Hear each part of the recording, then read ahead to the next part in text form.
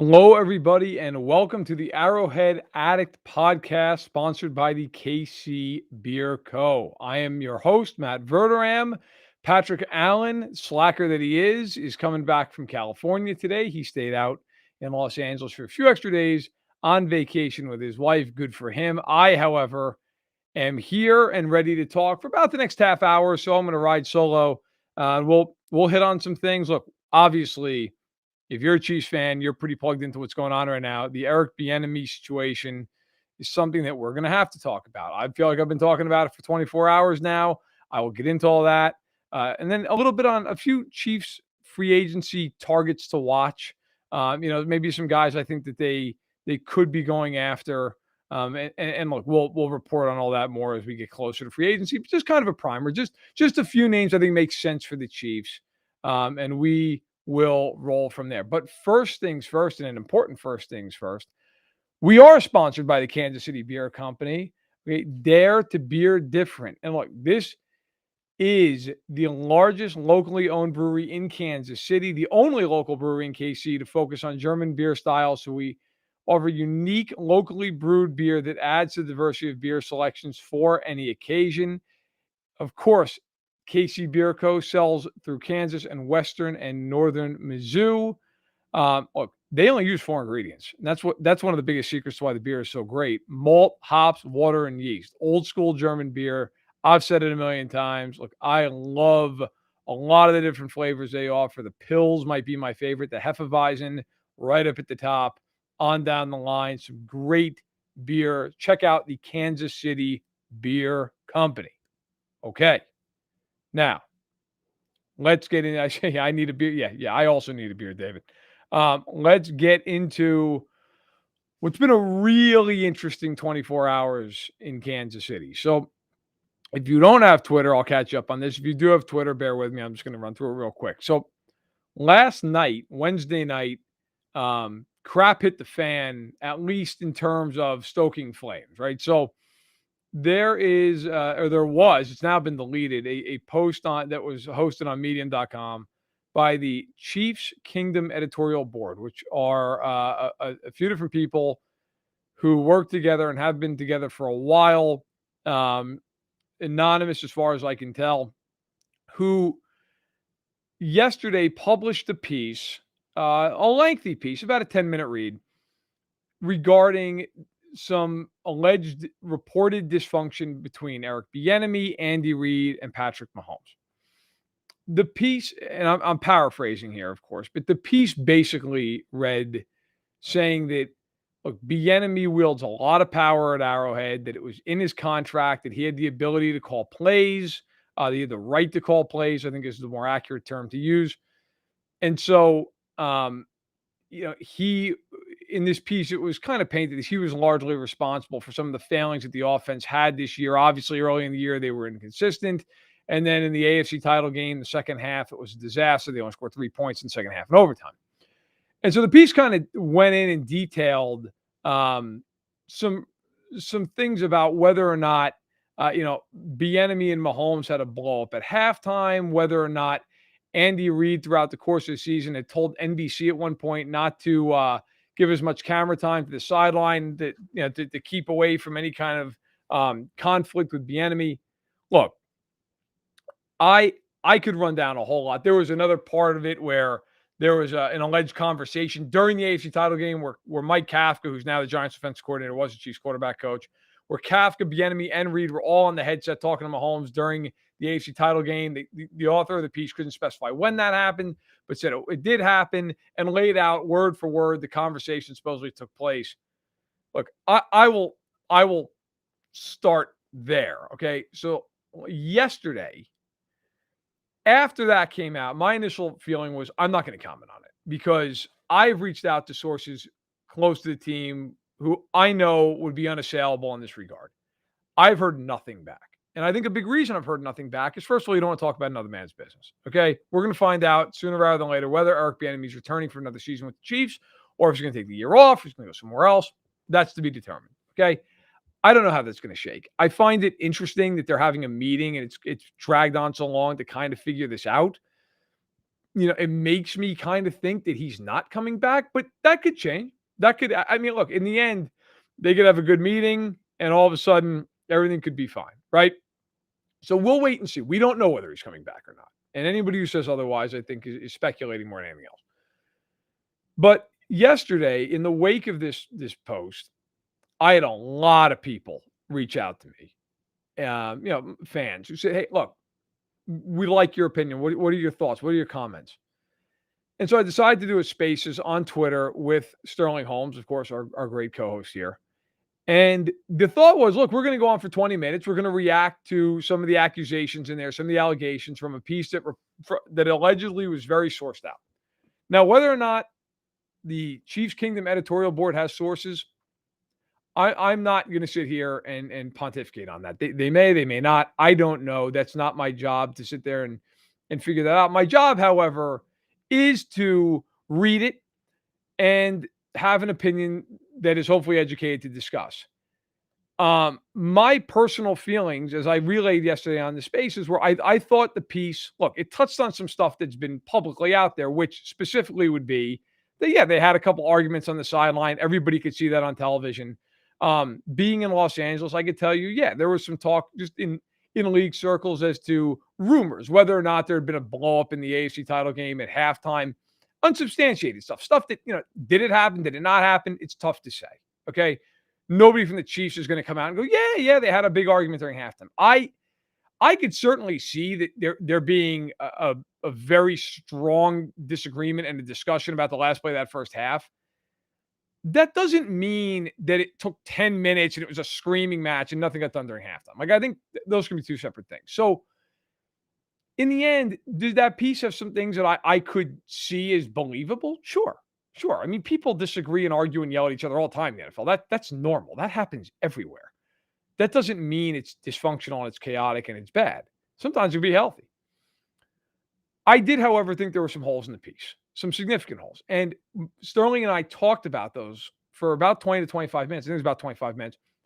And then the author of the piece requested to come on our show, just join the space, requested to be able to talk. I gave him that latitude. It was my space. It was my decision. He came on and we asked him, I think, about 9 questions between us.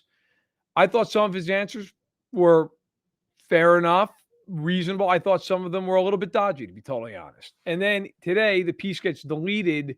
Look, they put out if you want to call it a statement as to why. But the bottom line is, if you're deleting the piece, you're not standing by your reporting. And if they're not standing by the reporting, then there's no reason for anybody else to either. As I said, I think Sterling and I don't want to speak for Sterling, but if you listen to the Spaces, we were both a little bit skeptical, a lot skeptical in some regard. I find it very hard to believe Eric Bieniemy had any ability to supersede Andy Reid in any way, shape, or form at one Arrowhead Drive. The only person more powerful than Andy Reid at Arrowhead Stadium is Clark Hunt. That is it. So the idea that Andy did not have the ability to change play calls or make play calls, that's not true.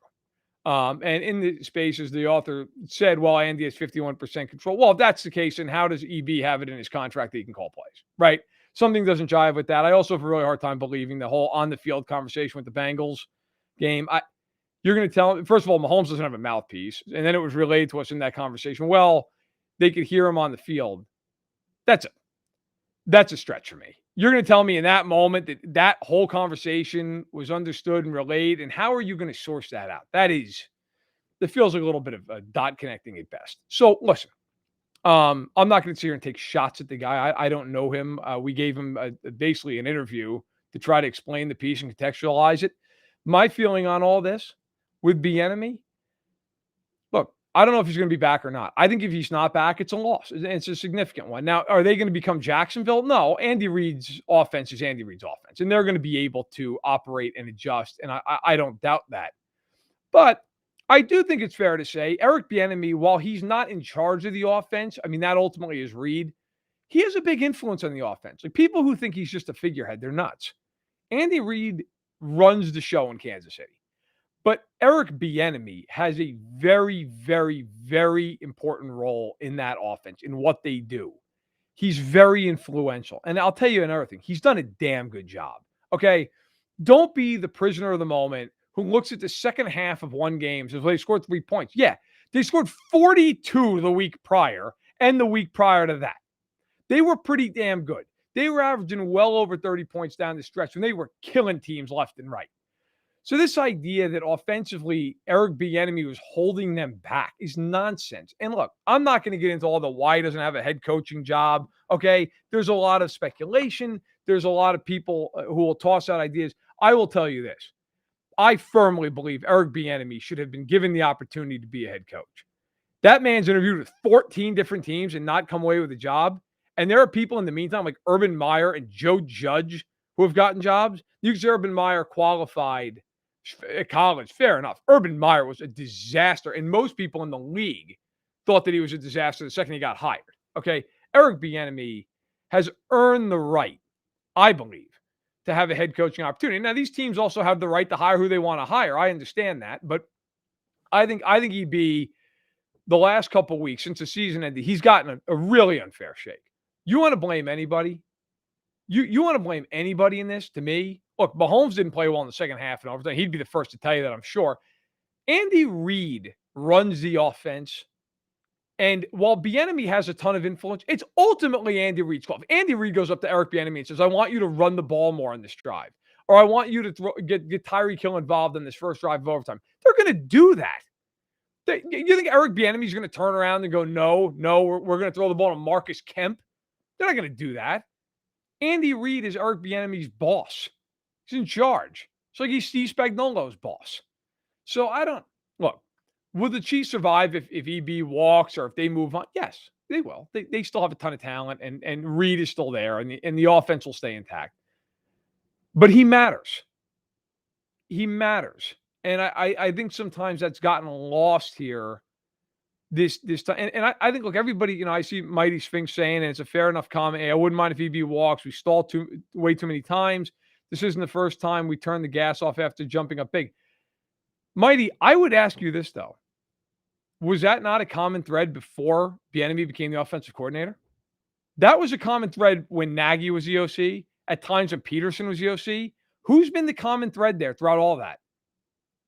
Andy Reid. Andy Reid's been the common thread. And like Andy Reid is going to walk into Canton, and rightfully so. But let's be honest. They have been perplexing at times offensively. They have been. There's no two ways about that. Now, we'll see how they go from here. They might bring Bieniemy back. And frankly, I honestly, I think that's probably the right decision. If they don't do it, I'm not going to crush them for it. Sometimes situations arise. Maybe EB needs a break. Maybe he's burnt out. Maybe the Chiefs feel like they just need a different voice. Who knows? That's all speculation. But we're going to find out sooner rather than later because the Chiefs are going to have to make a decision. And Eric Bieniemy is going to have to make a decision very soon. Ryan O'Rourke, hey man, thank you so much for the super chat. What is the likelihood or odds that Matt Nagy returns to KC as the offensive coordinator? If Bieniemy leaves, you think he's on the short list, right? If you're Matt Nagy, that's a home run of an opportunity. You go back there. As far as I know, left on good terms.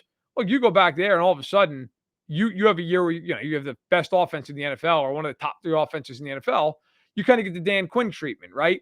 You rehab your image. Maybe you get a couple opportunities to interview. I'm sure for him, that would be the easiest job in the world to take. And if you're the Chiefs, yeah, look, Nagy worked with Mahomes his rookie year. Of course, he knows Tyreek Hill. He knows Travis Kelce.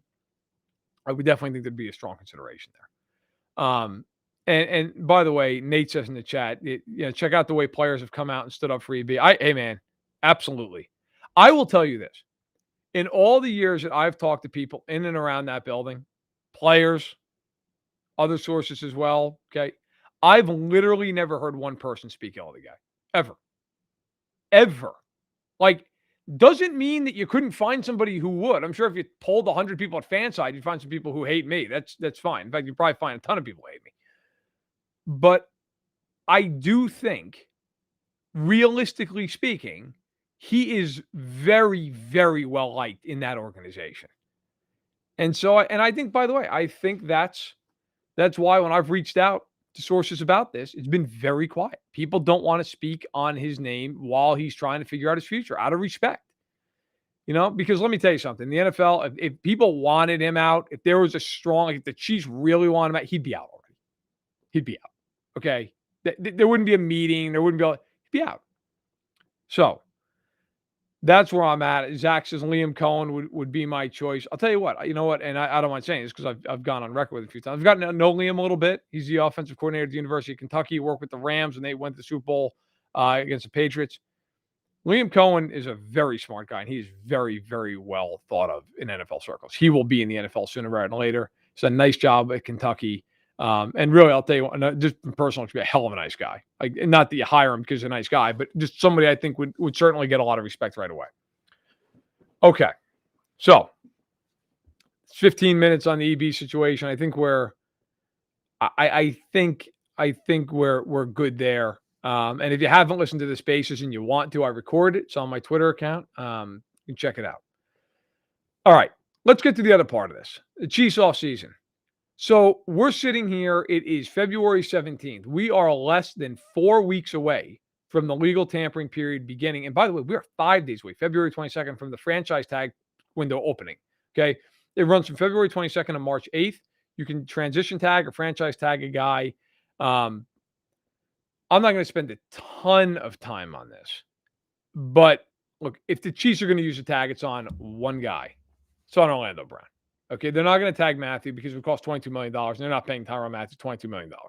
They tag Brown, it's about $16.5. That is the way they will go if they have to use a tag. Now, I'm sure the Chiefs would prefer to sign Orlando Brown without having to tag him, because if they do, even if that contract's $20 to $22 million a year, which is where I think it'll come in, look, that is a situation where if you sign him, let's say it's 5 years, $105 million, okay? That first year cap hit's going to be like $6-7 million. Well, that's a hell of a lot cheaper than a $16.5 million tag, right? Makes all the sense in the world to get him signed.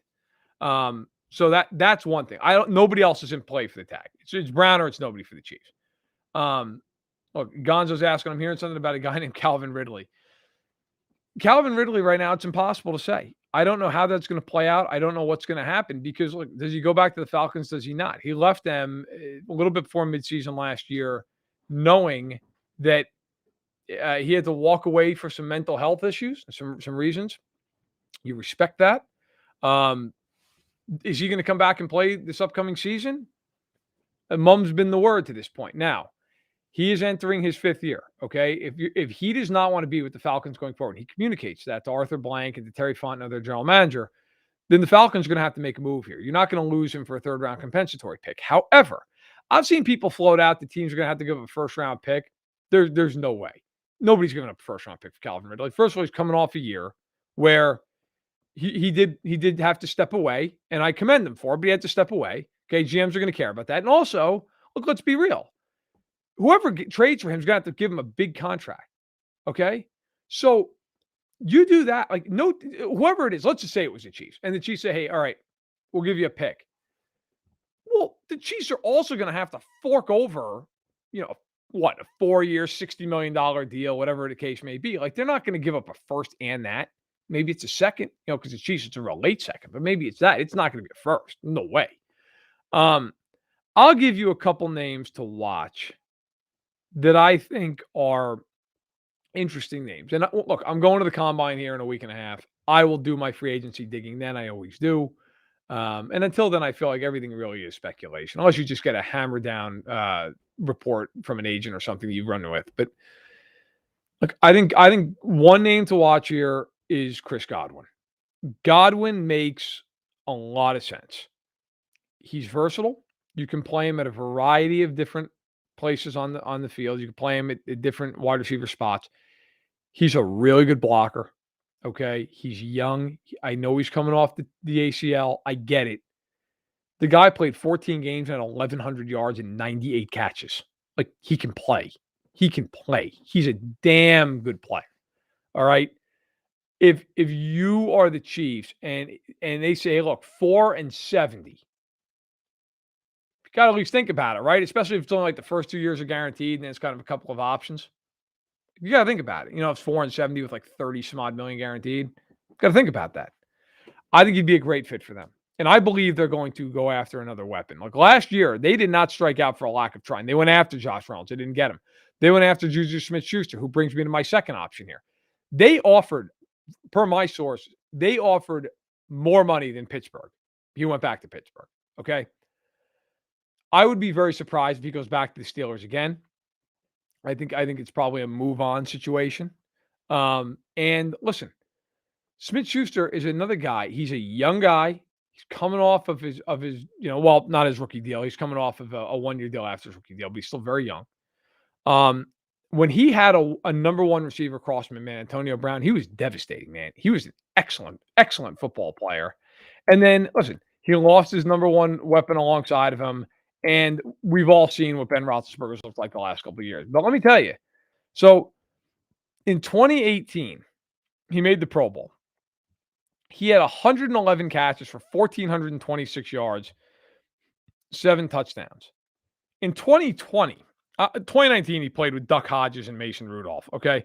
In 2020, he played 16 games for the whole year.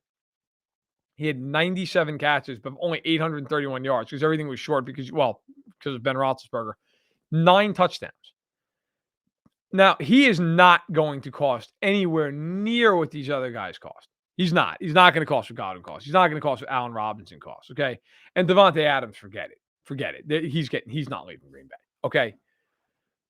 So if you're Brett Veach and you'd want to go a cheaper route, the answer here is to me, Juju Smith-Schuster. Makes a lot of sense. Okay. Last year he got 1 in 8. Is he getting more than that? Just had 129 yards. He missed almost the whole year. I mean, he's a cheap option. However, here's the funny thing about this. So if I said to you, Juju Smith-Schuster, 1 year, $8 million, or Chris Godwin, 4 years, $70 million, what's an easier financial hit to take? I think immediately, so well, of course, Smith-Schuster. It's actually Godwin. Because you can spread the money out. If Godwin signs 4 years, $70 million, okay, that's what? That's how many? It's $17.5 million a year. Okay. You probably are paying 4.5 on that first cap hit. Who cares? You don't worry about it. And guys, let me tell you something. The cap is everybody in the NFL, or at least most people in the NFL I speak to, expect the cap to explode over the next year or two because of streaming money with Amazon getting involved in the rights. With TV money exploding with new TV deals, okay? And on top of that, gambling money. The cap's going to go nuts. So if you can fit everybody under this year, you're not worried about future years. You're just not. The Chiefs, the contract with Mahomes, they have so much flexibility in it. They can extend Tyreek Hill. If the Chiefs want this offseason, they get a $50 million in cap space. Easy. Because if they decide not to cut Clark, but to restructure him, they'd still save about $9 million. Mahomes, if they convert some of that money and they push it down the road, it's $22 million. They cut Hitchens, that's $8 million. They extend Hill, it's probably about $15 million. You do the math on that. That's $54 million. And if they sign Orlando Brown long term, that's another, okay, maybe it's 6 off the top. You factor in a draft class, or you got $45 million.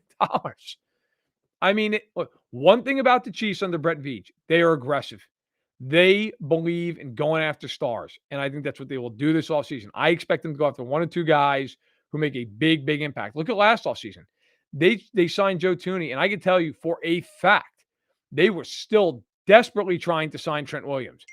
They were not shying away at all. They wanted them both. That thing went into the night, deep into the night and into the following morning. The Chiefs can absolutely open up space. And if they do, and I think they will, by the way, with at least some of those mechanisms, if not all of them, the Chiefs are going to have the ability to go nuts in free agency. And I expect that they will try to go after edge. I think corners in play, depending on what goes on with Charvarius Ward. And then receiver, yeah, I think they're going to try to add somebody. Another guy to watch is Allen Robinson. Allen Robinson has played with nonsense his whole damn career. Blake Bortles, Nick Foles, Andy Dalton, all these guys, Trubisky, awful. If you're him and the Chiefs call up and say, hey, man, 3 years and $48 million, it's not a bad offer. It's not bad. He's still in his 20s. He's still a young guy. Still a hell of a player. I still think Kansas City is going to be very involved in looking at some of these guys and seeing, okay, who makes sense? And I look again. I will dig on this. I will try to find out a lot more and be specific and find. Hey, yeah, I think I've heard the Chiefs have interest in this guy, and not this guy. That'll come when I go to the combine. At least I hope it'll come during the combine.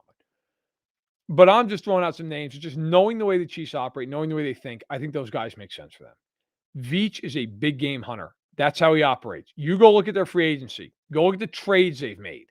They don't believe in going out and getting the eighth best guy to position in a free agent market. They don't. They believe in getting the best guy. They believe in spending the money. And I'll tell you right now, Brant Tillis is the MVP of that front office alongside Veach because the guy is a wizard with the cap. He's a wizard with the cap. They will figure out how to do this.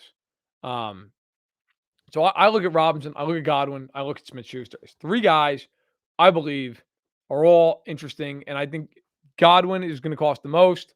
Robinson would cost the second most, and then I think after that it'd be Smith-Schuster for sure, who would be the third one. All right, a couple guys to watch defensively here before we get out of here. It's an abbreviated show because Patrick is not here. And because my daughter's going to learn how to ice skate right after this. So I've got to make sure I get the queen over there. All right. Defensively, old friend alert, Emmanuel Ogbah. I'm curious if there's a reunion. Look, last couple of years, Miami's done a hell of a job. Both years, he's had 9 sacks. He's still young. He's done a nice job. He knows the defense, played under Spagnuolo. I wonder if Ogbah makes sense for the Chiefs here to come back. Even if they were to keep Clark on a restructure, they still have to go out and get better edge help. Even if they keep him and sign Melvin Ingram back, they should be beefing the hell out of that D line, right? That should be beefed up to the hilt. You're going to lose Jaron Reed. We'll see what happens with Noddy. You got Wharton. I think you're okay at D tackle with Chris Jones and Wharton. I do, right? And if Noddy comes back and look, that Noddy's not going to cost him a ton. You got to go out and get a pass rush. The fact that they were 30th in the NFL in sacks and they're leading as much as they are is a disgrace. You can't have that. And I can tell you, if you watch Veach's presser after the season, he specifically talked about we got to get better up front on the D line. That's going to be an area where they're going to target. And if you look at the guys who are available, Von Miller, Chandler Jones, Ogbah. Trade target if he's out there. Now, whether or not he's out there, I don't know. But just somebody I'm just throwing out a name to, DeMarcus Lawrence. He's expensive, really expensive, but he's a hell of a player. I think if you're the Chiefs, you got to walk away with somebody that can help you on the edge. And by the way, it's a very deep edge class. I can see the Chiefs using their first round pick on an edge guy as well. I wouldn't hate to see them bring back Ingram on a 1-year deal, restructure Clark, because you're paying him $13 million anyway. If he counts 13 against your cap, no matter what, you might as well let him count 15 against your cap and just have him for what essentially is $2 million. Okay. But we'll see. They might just cut him. It depends if they can strike a deal. But I'm looking at, even if you bring back Clark and Ingram, okay, you got Dan. I'm letting Okafor walk. I'm still drafting an edge rusher in the first round because Ingram's not for long. And I'd still go out and try to get a guy like Emmanuel Ogbah. If I'm the Chiefs, I'm almost trying to field 2 full defensive lines. And Nate, that's a good point. Zadarius Smith. Yes, he is very, very likely going to get cut in Green Bay. He'd be a great fit for the Chiefs. He'd be a hell of a – he's a phenomenal player. Very good call. Very good call. Those are some guys I'm watching. I'll leave you with this. I don't know if the Chiefs are going to spend big at corner because I could see them bringing back Ward and feeling pretty good about Ward, Snead, and Fenton. And I would agree with them, by the way.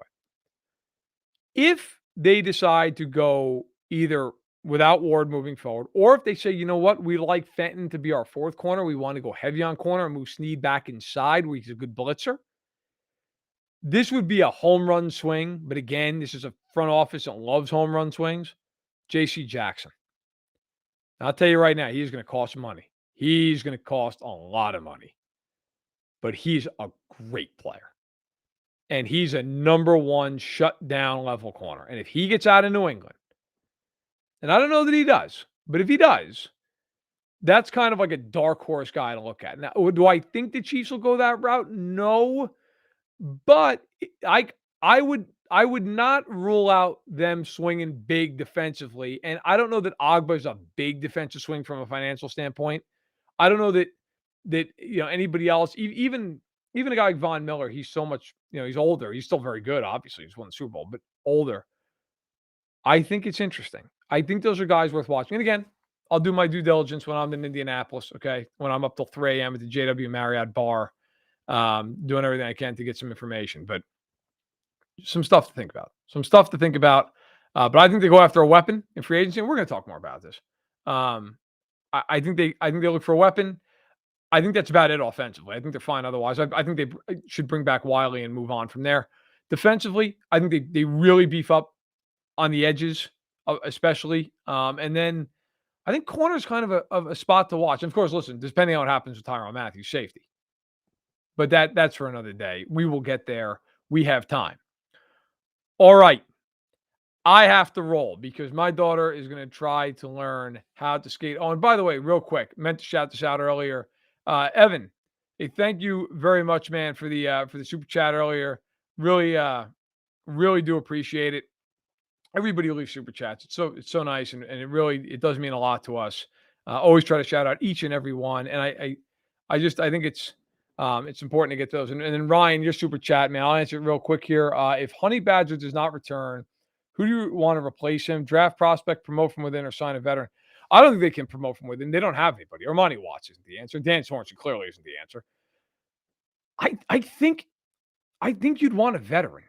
They need a general back there, which I'll be honest with you. Look, I think replacing Mathieu from a talent standpoint is very hard to do. I think replacing what he does and getting that defense set up is even harder. That guy is a Hall of Fame player. He's going to Canton. He's going to Canton. All decade, bunch of all pros, Pro Bowl, Super Bowl champion. He's going to Canton. And I will tell you this, and I'll leave it at this. I know, look, we've all heard him say over and over and over he wants to be back to the Chiefs. I firmly believe that. I have no reason not to. I can tell you for a fact, inside the four walls at Arrowhead, the Chiefs love him. They value him immensely. He was just named the team's MVP. Okay, not Mahomes, not Kelsey, not Hill. Tyrann Mathieu was. And the real truth of it is they love the guy. Now, can they come to a contract? We're going to find out. I think it's probably about $16 million a year. And my guess is, he's probably looking at this, wanting about 4 years. The Chiefs probably be comfortable like 3 years. That's just my 2 cents. But knowing how these things get done, I mean, that's probably where you're at. And I think the Chiefs realize, look, it's going to be 15, 16 million a year. It's just going to be. He just came off a contract that was 14 million a year. He's not going to take a cut. Why would he? Why would he take a cut? Nobody, I mean, in 3 years, look at what he's accomplished in Kansas City. He's not taking a pay cut. Turns 30 this spring. But, I mean, the guy still is playing at a very high level. And Book Night, hey, man, I appreciate you for coming on here. Bro, he's a Hall of Famer, man. Like, he's 100%. He's walking into Canton. Go look at all decade teams and go find how many guys aren't in the Hall of Fame.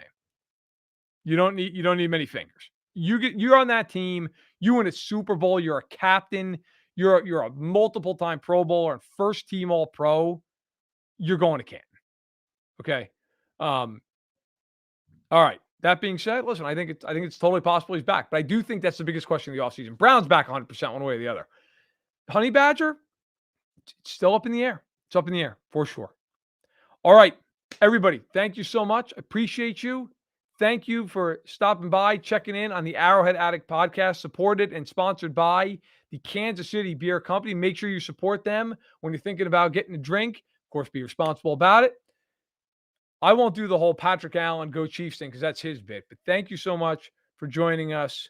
And we will talk to you again next week. Sterling Holmes, Matt Connor back on Tuesday.